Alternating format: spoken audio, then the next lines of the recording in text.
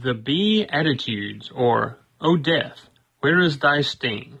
How my animosity toward badly behaving bees taught me I was being unforgiving to people who've wronged me. I had just left a great Sunday school lesson on taming the tongue and having a right attitude toward others when I reached for my car door and saw a bee sitting right by the opening. I do enjoy company when driving as much as the next person, but not so much when there are stings attached. So I shooed him away, and, happily for both of us, he complied without becoming irritated. I say, for both of us, because I've always heard that the bees, at least some of them, die after they sting you. I use this knowledge to make myself feel better whenever one of them does decide to unload his venom into me. In fact, I pretty much convince myself that every bee that stings me is indeed going to die for his unprovoked attack. It makes me feel much better. Ha, you stupid bee, I boast. I'll get over this sting, but now you are going to die. You should have thought this through. I'll never forget the time when I was a teenager mowing the yard of the widow who lived next door when I got too close to a bee and he zeroed in on my right earlobe. If you've never been stung on the earlobe, I do not recommend it. It hurt for a week. I'd go to bed at night and lie on my left side, still feeling the throbbing despite the ibuprofen. Then I'd roll over on my right side in my sleep and yow! I was wide awake again. Well, I'd think, at least that bee is dead. That's what he gets for stinging me when I was doing a good deed. Mulling over this as I drove back home after Sunday school, God decided to continue with me the day's lesson from James on blessing God and cursing people with the same tongue.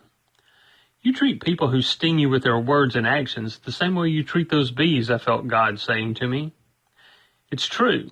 I secretly want people to pay for their sins against me, even if I superficially forgive them.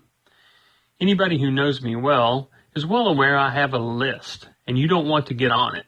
I'm slow to anger, so I've convinced myself that I'm being godly in that way. But if you burn me over and over, I tend to write you off. That's not what we are called to do. Jesus warned that if we don't forgive from our hearts those who do us wrong, our Heavenly Father won't forgive us. And we ask in the Lord's Prayer that God forgive us our trespasses as we forgive those who trespass against us. So it's on us to be different, to be kind, to be forgiving, to be ye therefore perfect, even as your Father which is in heaven is perfect.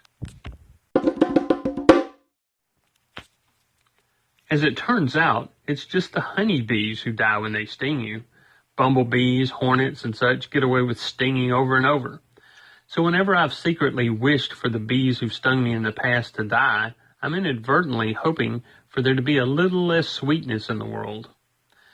Those who've stung me with their words and deeds are usually coming from a place of pain themselves, and I know I've been guilty of delivering my own stings. Do I think I deserve punishment, or do I pray for mercy? Blessed are the merciful, for they will be shown mercy, Jesus said in the Sermon on the Mount. Even if you don't consider yourself religious, the act of showing mercy still has a positive effect on the one who does so.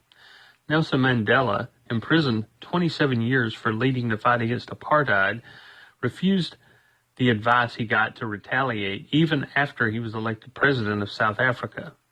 Resentment, Mandela said, is like drinking deadly poison and then hoping it will kill your enemies.